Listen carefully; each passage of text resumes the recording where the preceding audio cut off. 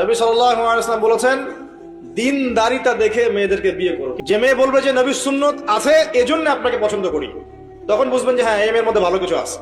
যদি কোনো মেয়ে আপনাকে বলে যে দাড়ি রাখলে ভালো লাগে না, শেভ করতে হবে, না হলে বিয়ে হবে না, বিয়ে করব না, ওই মেয়েকে বিয়ে না করাই উচিত আপনার।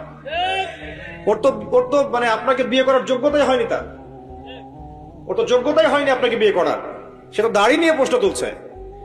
যে মেয়ে বলবে যে নবীর সুন্নত আছে এজন্য আপনাকে পছন্দ করি, তখন বুঝবেন যে হ্যাঁ, এই মেয়ের মধ্যে ভালো কিছু আছে।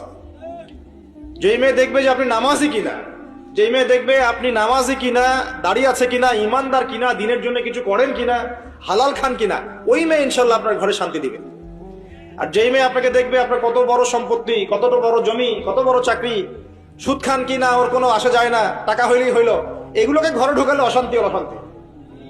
কি চাচ্ছেন? দিনদারিতা দেখে মেয়েদেরকে বিয়ে করুন। নবী সাল্লাল্লাহু আলাইহি ওয়াসাল্লাম বলেছেন, একই বিষয় ছেলেদের জন্য মেয়েদের জন্য সেম। ছেলে দেখতে হবে দিনদার কিনা, মেয়ে দেখতে হবে দিনদার কিনা, পর্দা করে কিনা, দিনদারিতা আছে কিনা। দুনিয়ার এই ছোটখাটো বিষয় যদি দেখেন, তুচ্ছ বিষয়গুলো, একদিন না একদিন আপনি পস্তাবেন। আর যদি আপনি দিনদারিতা দেখেন, ইনশাআল্লাহ আপনি কোনোদিন পস্তাবেন না ইনশাআল্লাহ। আল্লাহ পাক তৌফিক দান করুন।